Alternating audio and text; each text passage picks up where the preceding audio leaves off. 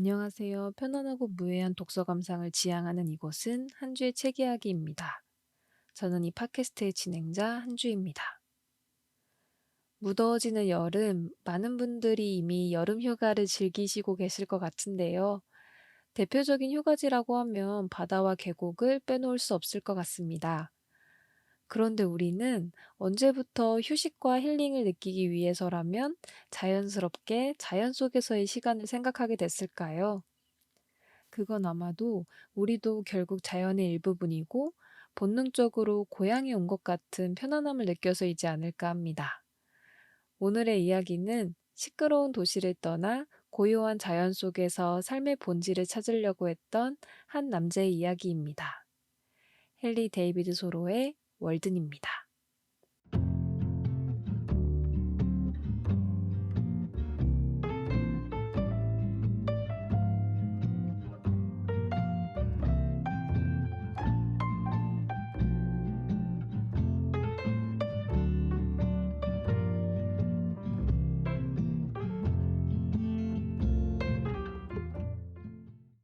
오늘의 책 월드는 작가 헨리 데이비드 소로가 월든 호숫가에서 2년 2개월 동안 지내면서 떠오르는 생각들을 정리한 에세이집입니다. 그 안에 담겨진 내용들이 자본주의에 지쳐있는 현대인들에게 많은 공감과 채찍이 되기 때문에 과거보다 더 많은 인기를 끌고 있는 작품이기도 한데요. 자연 속에서의 삶을 고찰하는 이야기라고 하면 뭔가 따뜻한 할아버지가 해주는 감성적인 이야기일 것 같지만 이 월든 전혀 그렇지 않습니다. 현대인들의 욕심과 무지를 비판하면서도 옳은 방향에 대해 훈육해주는 훈장 선생님의 말씀 같은 그런 작품인데요. 그런데 저는 차라리 좀 이런 어지러운 세상 속에서는 이렇게 강단 있는 문장들이 더 와닿기도 하더라고요. 그리고 그의 삶을 따라가다 보면 이런 강단이 자기뿐만 아니라 이웃을 위해서도 헌신하고 있기 때문에 진정한 운동가라는 생각도 들었습니다. 헨리 데이비드 소로는 19세기 미국의 대표적인 철학자이며 자연주의 작가인데요. 그는 1817년 7월 12일 매사추세츠주 콘코드 지역에서 연필 제조업을 하는 아버지와 사회운동가 어머니 사이에서 태어났습니다. 소로는 하버드 대학에서 철학과 고전 문학을 공부했고요. 졸업 후 고향으로 돌아와 다양한 직업들을 경험하게 됩니다. 학교 교사로도 일하기도 했었고 아버지의 연필 제조 사업을 돕기도 했습니다. 그의 성격을 알 수 있는 일화를 하나 소개를 해드리면 소로는 학교 교사 일을 2주 정도밖에 하지 못했다고 해요. 왜냐하면 소로가 맡은 학급의 규율이 조금 느슨해지니까 학교 운영위원회에서 아이들의 체벌을 좀 강요했다고 하는데요. 그런데 이 말을 들은 우리의 소로 바로 사직서를 날려버렸습니다. 이렇게 아닌 것에 대해서는 절대 뜻을 굽히지 않는 그런 인물이라고 보시면 좋을 것 같습니다. 그렇게 학교를 그만두고 진정한 교육을 실천하기 위해서 소로는 자신의 형과 사설 학교를 열게 되는데요. 그러나 개교 3년 뒤 형이 파상풍으로 죽게 되고 결국 학교는 문을 닫게 됩니다. 소로에게 형은 친구이자 동료이자 선생님 같은 정말 큰 의미가 있는 인물이었는데요. 그런 형과의 추억이 담긴 콩코드 강과 메리맥 강에서 보낸 일주일이라는 작품을 마무리 짓기 위해서 소로는 월든 호수에서의 삶을 시작합니다. 그리고 이때의 삶을 담은 책이 바로 오늘의 이야기 월든입니다. 소로의 월든 이외에 또 하나의 대표작이라고 한다면 시민 불복종이라는 책이 있는데요. 이 에세이는 노예제도를 묵인하는 매사추세츠 정부, 그리고 멕시코 침략 전쟁을 일으킨 미국 정부에 항의하기 위해서 세금 납부를 거부하게 되는데 그때 겪은 경험을 바탕으로 쓰였다고 합니다. 소로는 이 책에서 정부의 부정의에 맞서기 위해서는 개인이 어떻게 행동해야 하는지를 논의하면서 도덕적 책임과 시민의 역할을 강조하고 있는데요. 이 책은 우리가 익히 알고 있는 간디나 마틴 루서킹 같은 여러 시민운동가들의 바이블 같은 책이 되었습니다. 소로는 자연을 단순한 배경으로 여기지 않았어요. 그는 자연을 신성하고 살아있는 존재로 인식하면서 인간이 자연과 조화를 이루어야 한다고 믿었는데요. 그래서인지 그의 글에서는 자연의 아름다움과 신비로움, 그리고 그 속에서 발견할 수 있는 삶의 지혜를 찬양하고 있습니다. 소로는 자연 관찰을 통해 얻은 통찰을 글로 옮기는 작업을 평생토록 해왔는데요. 단순한 생활을 지향하고 자연과의 조화, 도덕적 책임에 대한 중요성을 이야기하는 소로의 철학은 특히 지금의 현대인들에게 많은 영감을 주고 있습니다. 헨리 데이비드 소로. 그는 1862년 5월 6일 결핵으로 인해 44세라는 조금은 젊은 나이에 세상을 떠나게 되는데요. 인생을 오래 살았다고 해서 더 많이 깨우친 게 아니라고 했던 그는 죽는 순간까지도 이제 좋은 한 해가 시작된다 라는 유언을 남겼다고 합니다. 죽는 순간까지도 정말 멋있었던 분이었네요. 오늘의 책 월드는 경제부터 맺은 말까지 18편의 에세이가 수록되어 있는데요. 읽고 싶은 부분부터 읽어보셔도 상관은 없지만 은근하게 깔려있는 계절의 흐름을 느낄 수 있는 글이기 때문에 앞에서부터 천천히 읽어가시면 더 좋을 것 같습니다. 오늘은 지금의 현대인들에게 시사하는 의미가 큰 세 가지의 글을 자체적으로 골라서 천천히 읽어보고 우리의 이야기들을 함께 곁들여 보도록 하겠습니다.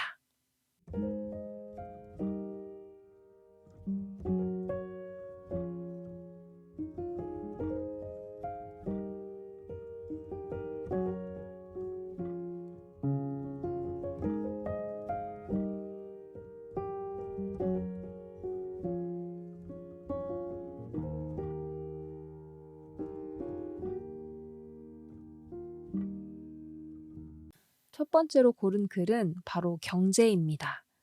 이 책에 수록된 작품 중에서 가장 긴 글이기도 하고 가장 엄격한 글이기도 했는데요.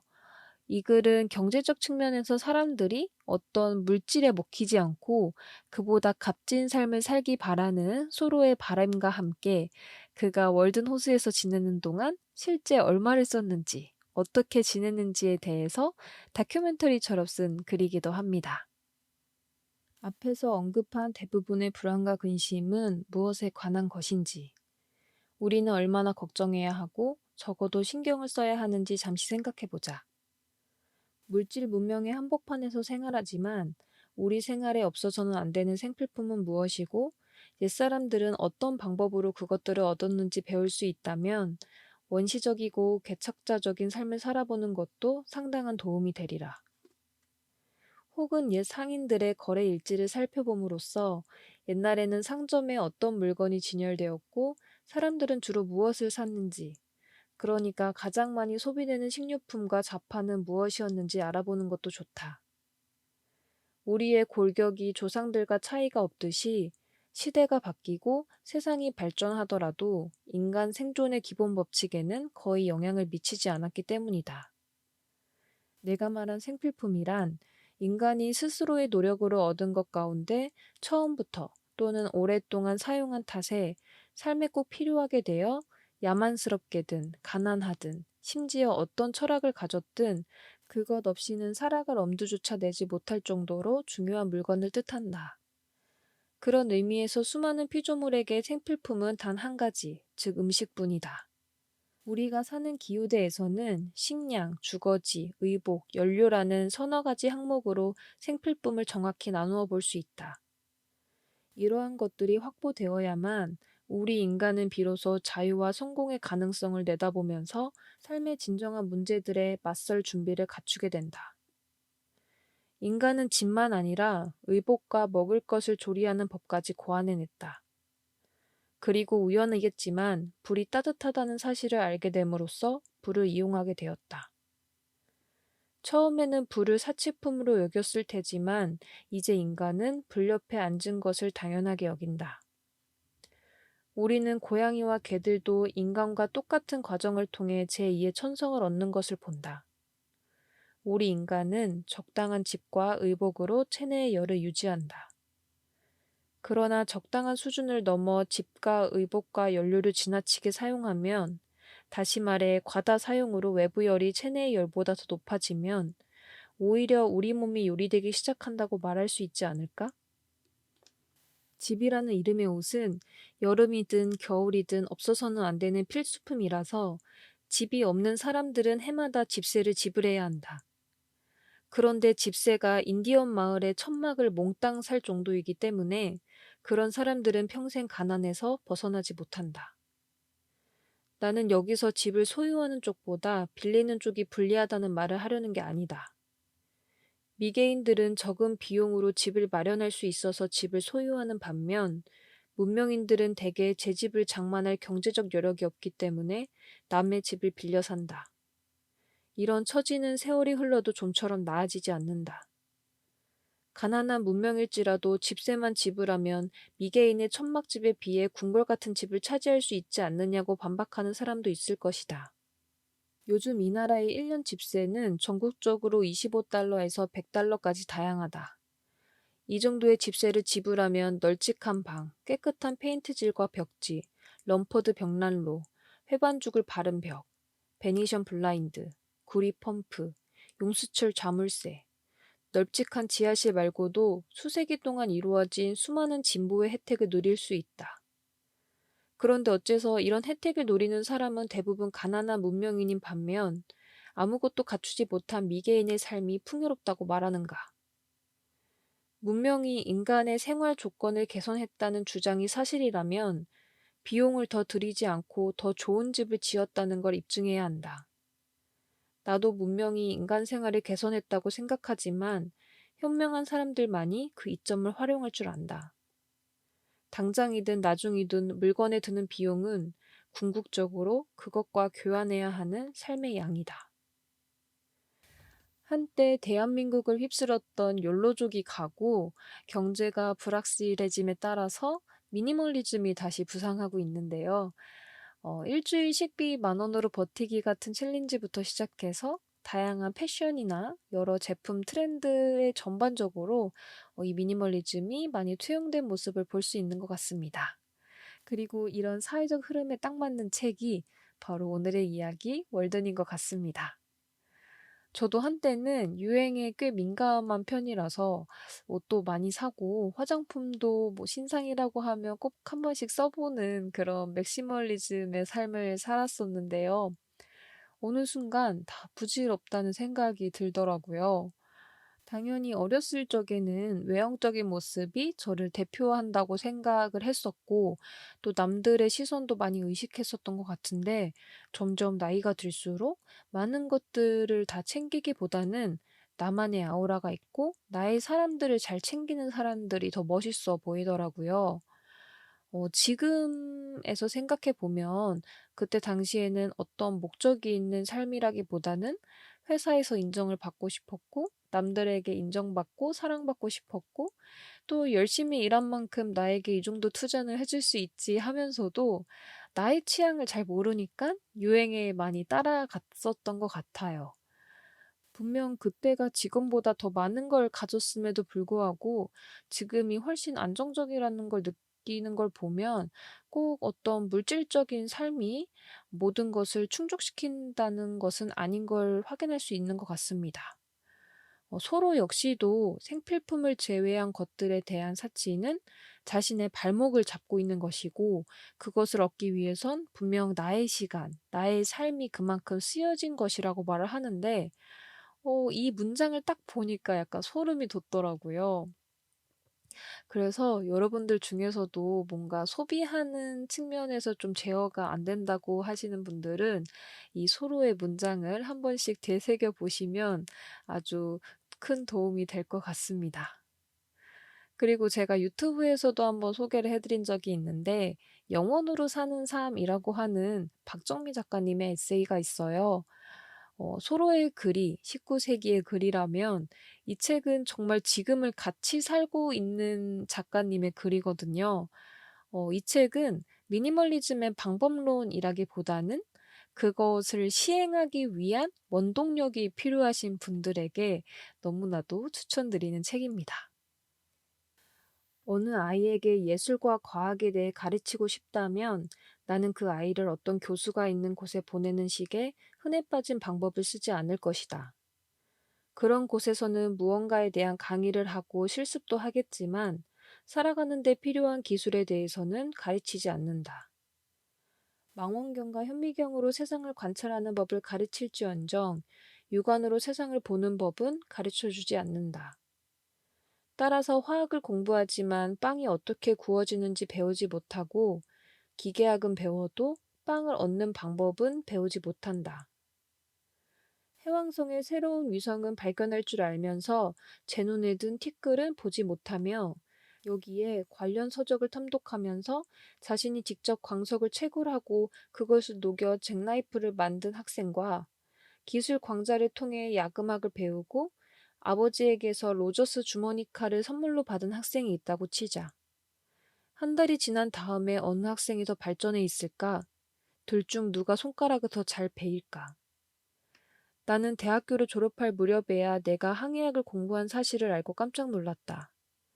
내가 한 번이라도 항구 밖으로 배를 몰고 나갔다면 항해에 대해 훨씬 많이 알았으리라. 미국의 대학교에서는 가난한 학생도 정치 경제학을 배우고 공부할지언정 철학과 동의어인 생활 경제학은 진지하게 다루지 않는다. 그 결과 애덤 스미스와 리카도와 새를 읽는 동안 학생은 자기 아버지를 헤어낼 수 없는 빚구덩이에 빠뜨리고 만다. 이 부분은 제가 보기에 가장 심각한 문제라고도 생각을 해서 꼭 한번 들려드리고 싶었던 부분이었어요. 지금 우리보다 더 어린 세대는 육체적인 활동이나 일상적인 생활에 에너지를 쏟을 시간에 영어 단어 한 개 더, 수학 문제 하나 더, 이런 식의 교육이 많이 진행되잖아요. 그래서 그런지 똑똑한 친구들은 많은데, 삶을 잘 살아갈 수 있는 친구들은 점점 더 줄고 있다는 생각이 들었고, 우리나라가 자살률이 높아지는 이유에 대해서도 이것이 어느 정도 영향이 있다고 생각이 들었습니다. 이론은 이론이고 그 이론을 펼치기 위해서 가장 기본이 되는 것이 일상을 살아가는 것인데 자신이 뭘 먹을지, 자신이 뭘 입을지, 자신이 뭘 좋아하는지조차 모르는 아이들이 하루아침에 어른이 돼서 내 스스로 결정이라는 걸 해야 되는 위치가 되니까 당연히 무섭고 당연히 넘어지겠죠. 우리가 아무리 스케이팅 기술을 머리로 익혔다고 해도 처음 아이스링크장에 갔을 때 쉽게 넘어지는 것처럼요. 이런 부분들은 정말 지금의 교육 시스템에 책임이 있으신 분들, 그리고 자식을 둔 부모님이시라면 한번 심각하게 고민해 봐야 할 문제라고 생각이 들었습니다. 두 번째로 제가 고른 글은 내가 살았던 곳과 거기에서 산 이유입니다. 이 부분에서는 바쁜 일상 때문에 삶의 본질을 잃어버리고 많은 현대인들에게 꼭 필요한 이야기가 담겨 있다고 생각을 해서 고르게 됐습니다. 하루 중 가장 기억할 만한 때인 아침은 깨어나는 시간이다. 아침에는 비몽사몽이 가장 덜하다. 밤낮을 가리지 않고 잠을 자는 우리 몸의 어떤 부분도 아침에 적어도 1시간은 깨어 있다. 우리가 타고난 재능으로 깨어나지 않고 다른 사람이 기계적으로 건드려 잠을 깬다면 또 천상의 음악과 대기를 가득 채운 향기와 함께 우리가 새롭게 얻은 힘과 내면의 열망에 열거하지 않고 단순히 공장의 종소리 때문에 잠을 깬다면 그런 날은 하루라고 부를 수 있을지는 몰라도 전날보다 더 고결한 삶을 시작하지 못할 뿐더러 그날에 대해서는 별로 기대할 것이 없다. 올바르게 잠에서 깨어나야만 어둠도 열매를 맺고 빛 못지않게 소중하다는 사실을 깨닫게 된다. 하루하루의 자신이 더럽힌 시간보다 더 이르고 더 성스럽고 더 찬란하게 빛나는 새벽의 시간이 포함되어 있다는 사실을 믿지 못한다면 삶의 절망한 상태에서 어두운 내리막길을 걷는 사람이다. 내가 숲으로 들어간 것은 나 자신이 의도한 대로 삶의 본질적인 사실만을 앞에 두고 살고 싶었기 때문이다. 스스로 인생의 가르침을 온전히 익힐 수 있는지 확인하고 싶어서였고, 죽음을 맞이했을 때 내가 헛되이 살지 않았다는 것을 발견하고 싶어서였다. 나는 삶이 너무 소중하여 삶이 아닌 삶을 살고 싶지 않았다. 불가피한 경우가 아니라면 결코 물러서고 싶지 않았다. 한순간이라도 깊이 있게 살면서 삶의 정수를 고스란히 흡수하고 싶었다. 스파르타 사람처럼 강인하게 살아감으로써 삶이 아닌 것을 몽땅 물리치고 싶었다. 나는 뿌리까지 바짝 잘라내어 구석으로 몰아가서는 가장 낮은 단계까지 끌어내림으로써 삶이 천박한 것으로 판명되면 그 적나라한 모습을 포착하여 세상에 알리고, 반대로 삶이 숭고한 것이면 직접 체험함으로써 그 사실을 깨달아 다음 여행기에 정확하고 충실하게 기술하고 싶었다. 내가 보기에 사람들 대부분은 인생이 악마의 것인지 신의 것인지에 대해 이상할 만큼 확신을 갖지 못한 채 이승에서 사는 주된 목적은 신을 찬양하고 그 존재를 영원히 받아들이는 것이라고 다소 성급하게 결론을 내린다. 쉬는 것도 사치다 라는 말이 있듯이 현대인에게는 양질의 여가는커녕 스마트폰 중독, 쇼츠 중독이라는 현상만 점점 심해지고 있고, 또 대한민국 성인 중 절반에 넘는 사람들이 1년에 책 한 권도 읽지 않는 현상이 일어나고 있다고 합니다. 어느 때보다 문명인이라고 할 수 있는 우리가 문명의 한 도구에 먹혀가는 현상을 볼 수 있는데요. 집에 돌아와서 침대에 누워서 30초 간격으로 돌아가는 스마트폰 화면 안에서 세상을, 아니, 나 자신을 잠시 잊고 있었다가 지쳐 잠들어 버리고, 모닝콜이라는 물리적 소음으로 아침을 맞이하면서 아이스 아메리카노를 마시지 않고서는 하루도 제정신으로 버틸 힘이 없는 채로 우리는 다시 회사로 출근합니다. 당연히 이런 상황에서는 진정한 삶의 목표는커녕 자신이 왜 움직이고 있는지, 자신이 무엇을 좋아하는지조차 생각할 수 없을 것 같습니다. 자기소개서에 자격증, 어학 능력에 대한 칸은 막힘없이 채우더라도 취미 칸을 막힘없이 써내려갈 수 있는 사람이 과연 몇이나 있을까요? 저도 모닝콜 없이 일어나는 때는 주말밖에는 없는 것 같은데요. 주말에 일어나서도 침대 위에서 빈둥빈둥 거리면서 핸드폰 하는 게 일상이었습니다. 그런데 충격적이게도 제가 슈츠를 보는데 이게 이미 이전에 제가 봤던 것들인 거예요. 그러니까 슈츠조차 이제 저한테는 새롭게 다가오지 않는 거예요. 거기서 저는 너무 충격을 받고 '이렇게 살면 안 되겠다.'는 생각이 들었습니다. 그래서 그 뒤부터는 일단 자기 전에 핸드폰을 머리맡이 아니라 저 멀리 책상 위에 놓고 차라리 책을 보면서 잠에 들었는데요. 그렇게 하니까 아침에 일어나서도 제일 먼저 하는 행동이 핸드폰을 보는 게 아니라 물 한 잔 마시고 스트레칭도 하게 되더라고요. 정말 아무것도 아닌 것 같지만 내가 눈 뜨자마자 하는 행동이 핸드폰을 보는 게 아니라는 것만 해도 뭔가 성공적인 하루를 시작하는 느낌이 들더라고요. 그리고 요즘에 최하정 님이 유튜브에 나와서 슬로우 모닝이라는 걸 말씀하셨잖아요. 아침에 10분이라도 일찍 일어나서 차를 마시던 뭐 독서를 하던 멍을 때리던 좀 캄하게 있을 수 있는 시간을 갖고 하루를 시작하는 게 굉장히 기분 좋은 하루를 보낼 수 있다고 얘기를 하시더라고요.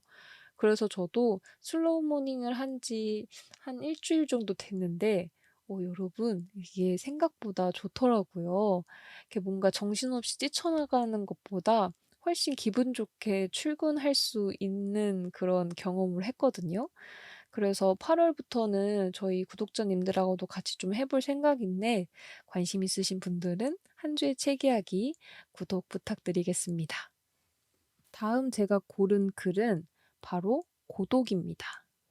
나는 대부분의 시간을 혼자 지내는 것이 심신 건강에 좋다고 생각한다. 아무리 좋은 사람이라도 함께 있으면 금세 실증이 나고 시간을 낭비하는 꼴이 되고 만다. 나는 혼자 있는 것을 좋아한다. 고독만큼 편안한 친구를 아직 만나지 못했다. 우리는 대체로 방에 혼자 있을 때보다 밖에 나가 사람들 사이에 있을 때 더 외롭다. 사색에 잠기거나 일하는 사람은 어디에 있든 상관없이 늘 혼자다. 고독은 어느 한 사람과 그 동료들 사이에 가로놓인 공간의 거리로는 측정할 수 없다. 케임브리지 대학에서 매우 혼잡한 강의실에서도 정말로 열심히 공부하는 학생은 사막 한가운데의 수도승만큼이나 고독하기 마련이다. 농부는 밭에서 김을 매거나 숲에서 나무를 베며 온종일 일에 몰두하기 때문에 외로움을 느끼지 않는다. 하지만 날이 어두워 집에 돌아오면 이런저런 잡념에 휩싸여 방에 혼자 앉아 있을 수 없게 된다. 그래서 사람들을 만나 기분을 전환할 곳을 찾아가는데, 그러는 것이 그날 겪은 외로움을 보상받는 길이라 생각하기 때문이다. 교제는 일반적으로 값싼 행위다. 우리는 서로 새로운 가치를 얻을 시간이 없이 너무 자주 만난다. 우리는 하루 3번 식사 때마다 만나서 곰팡내가 날 정도로 오래된 치즈를 서로에게 맛보라고 권한다. 이를테면 곰팡내 나는 치즈가 바로 우리 자신인데, 우리는 이런 빈번한 만남을 견디도록, 그것이 공공연한 싸움으로 번지지 않도록 하기 위해 예의범절이라 불리는 일정한 규칙에 합의해야 했다. 우리는 우체국이나 친목회에서 만나고 매일 밤 난로가에서도 만난다. 우리는 너무 바짝 붙어서 살기 때문에 서로 방해가 되고 서로의 발에 걸려 넘어지기도 한다. 그래서 나는 우리가 서로에 대한 존경심을 잃어버렸다고 생각한다. 만남의 횟수를 줄여도 마음에서 우러난 중요한 대화를 얼마든지 나눌 수 있다. 사람의 가치는 피부에 있지 않으며 피부를 맞대야만 그 사람의 가치를 아는 것도 아니다. 우리는 남들에게 고독해 라고 말한다면 대부분의 사람들은 외롭다는 뜻과 동일하게 여길 것 같아요. 또한 고독사라는 단어와 연결이 되면서 현대사회에서는 이 고독이 외로움이나 소외감을 나타내기도 하는데요. 그러나 소로는 고독한 시간, 혼자만, 혼자만 있는 시간이 자기 발견과 성찰의 기회를 제공한다고 이야기합니다. 우리는 각종 소셜미디어와 디지털 기기에 항상 연결되어 있어서 고독할 시간이 절대적으로 부족하기도 하고, 또 이것들을 통한 자극적인 이야기들이 우리 뇌를 한시도 가만두지 않는데요. 그래서 우리는 이 도파민을 끊기 위해서 특정 시간 동안 핸드폰을 잠금 상자에 넣는다던가 하는 행위가 한때 유행하기도 했었잖아요. 근데 저는 여기서 또 하나 짚고 넘어가야 할 부분이 있다고 생각합니다. 바로 소로는 고독한 시간에 자신을 되돌아보고 자신이 좋아하는 독서를 하던가 글을 쓰는 행위를 했다는 것인데요. 그러니까 조용하게 가만히 있는 것이 아닌 자신을 위한 시간을 보냈다는 거예요. 현대인들처럼 아직 고독에 익숙하지 않은 사람들은 먼저 머릿속을 비우는 게 우선이겠죠. 그리고 머릿속이 조금 조용해졌으면 이제 내가 하고 싶은 것들을 떠올려 보는 거예요. 그리고 하고 싶은 것들을 실제로 하면서 몸으로 경험하고 이런 경험들이 쌓여져서 또 이젠 나만의 또 다른 자아가 만들어지고, 이 자아 같은 경우에는 뭐 사회적인 규범이나 남들의 시선에 신경 쓰지 않은 정말 진정한 나를 위한 자아잖아요. 그래서 이런 모습들을 찾아가는 재미로 한번 고독을 즐겨보는 것도 좋을 것 같습니다. 마지막으로 이야기해 볼 작품은 더 높은 법률입니다. 이 작품에서는 인간이 단순히 육체적 욕망을 충족시키는 동물적 본능에만 머물러서는 안 되고 더 높은 도덕적 기준을 추구해야 한다고 이야기하고 있는데요. 그 예시로 우리의 식사 문화에 대해서 이야기하고 있습니다. 내 경우 육식을 반대하는 실질적인 이유는 불결하기 때문이다. 물고기를 잡아 깨끗이 손질한 뒤 요리해 먹었지만 근본적으로 만족감을 느끼지 못했던 것 같다. 오히려 무의미하고 불필요하다고 느꼈으며 얻은 것에 비해 비용이 많이 들었다. 차라리 약간의 빵이나 감자로 몇 개의 끼니를 해결했다면 수고도 덜 들고 불결하지도 않고 영양도 물고기에 뒤지지 않았을 것이다.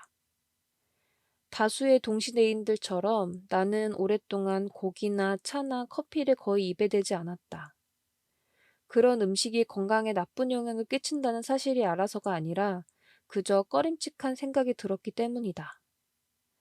육식에 대한 거부감은 경험에 의한 결과가 아니고 일종의 본능이다. 옷을 검소하게 입고 소박한 식사를 하는 것이 여러 면에서 아름답게 여겨졌다. 완벽하게 실천하진 못했지만 내 상상력을 충족할 만큼은 검소하고 소박한 생활을 했다고 생각한다. 자신의 정신적 또는 시적 능력을 최상의 상태로 유지하려고 진지하게 노력해 본 사람이라면 육류를 멀리하고 어떤 종류의 음식이든 과식을 하지 않으려 했을 것이라고 믿는다. 커비와 스펜스의 책에는 중요한 사실이 언급되어 있다. 성충이 된 어떤 곤충들은 음식을 섭취하는 기관을 갖추고 있는데도 이를 사용하지 않는다. 두 곤충학자는 이렇게 말했다. 일반적으로 성충 단계에 있는 곤충 대부분은 유충 때보다 먹이를 훨씬 덜 먹는다. 개걸스럽게 먹는 애벌레가 나비로 변하고 걸신 들린 듯 마구 먹어대는 구더기가 파리로 변한 뒤에는 꿀이나 단물 한두 방울로도 만족하게 된다. 나비의 날개 밑에 있는 배를 보면 유충 때의 흔적이 남아있다. 바로 이 배 부분이 맛있기 때문에 나비는 식충 동물들에게 곧잘 잡아먹힌다. 대식가는 유충 상태의 인간이다. 온 국민이 유충 상태인 나라도 있다. 그런 국민은 환상도 상상력도 없고 거대한 배만이 그들의 정체성이 무엇인지 보여줄 것이다. 저는 이 부분을 읽고 채식이 건강에 좋다, 육식이 건강에 좋다라는 의미를 떠나서 서로가 채식을 하게 된 과정, 그리고 어떤 음식을 먹느냐보다 과도한 음식에 대한 욕심이 문제라는 측면이 너무 와닿더라고요. 저도 환경 문제 관련 책을 좋아하다 보니까 읽으면 읽을수록 무자비한 공장형 목축업 사태를 많이 보게 되고 자연스럽게 그런 고기들이 많이 쓰이는 패스트푸드라든가 가공식품들을 피하게 되는데요. 혼자 살고 있지 않기 때문에 완벽한 채식을 하는 건 무리가 있지만 그래도 조금 더 좋은 선택을 할 수 있도록 노력하고 있습니다. 소로 같은 경우는 자연에서 검소하고 깨끗한 생활을 하다 보니까 육식을 하는 것 자체가 굉장히 번거로운 과정이었고 악취 등에 의해서 자연스럽게 멀어졌다는 부분이 저한테는 굉장히 인상 깊었는데요. 자연에서 살다 보니까 몸 자체가 순수해지고 그래서 자연스럽게 모든 감각들이 돌아오면서 육식을 거부한 거잖아요. 그걸 바꿔서 얘기하면 우리는 현대 사회에서 이미 많은 것이 몸에 찌들어져 있고 그래서 더 강한 것, 더 자극적인 것만 찾게 되는 건 아닐까 싶었습니다. 또 소로는 앞에서 인간의 생필품 중에 하나가 바로 음식이라고 얘기를 했었는데요. 그 음식이 인간에게 꼭 필요한 만큼 어떤 음식을 먹느냐, 그리고 그것을 짐승처럼 먹는 것이 아닌 하나의 영감을 얻는 행위로서 대해야 한다는 것도 굉장히 인상 깊었어요. 우리는 너무 바쁜 사회를 살아가다 보니까 먹는 것조차 대충 때우는 경우가 많잖아요. 그런 것들이 점점 악순환되는 느낌이 드는 거죠. 우리가 인간으로서 음식 섭취를 제대로 할 수가 없었던 거였고, 그래서 어떤 생각이나 영감이 떠오르지 않고, 우리는 또 기계처럼 먹고 일하고를 반복하게 되는 거죠. 이 밖에도 이 책에는 정말 가슴에 콕콕 박히는 명언들이 아주 가득한 책이에요. 너무나 방대한 내용을 담고 있어서 오늘은 조금 더 이 방송을 들으시는 분들에게 실질적인 도움이 될 만한 글을 뽑아서 이야기를 나눠 봤는데요. 결론적으로 서로는 자신의 삶이 너무 소중하고 중요하기 때문에 그 삶을 정말 잘 살아보자라는 생각으로 이런 이야기들을 써 내려간 것 같습니다. 흔히 그런 말 하잖아요. 지금 당장 내가 죽었다고 생각했을 때에도 후회 없도록 살아보자고요. 남들의 시선, 나의 환경, 특히 이런 것들이 대한민국에서는 조금 더 독하게 작용된다고 생각이 들긴 하지만 그런 것들로 인해 상처받는 영혼들이 이 담담한 서로의 말로 조금이나마 위로를 받으셨으면 좋겠습니다. 저에게도 무척 좋은 경험이었고요. 그럼 지금까지 긴 이야기 들어주셔서 감사합니다. 저는 다음 주 수요일에 또 찾아뵙도록 하겠습니다.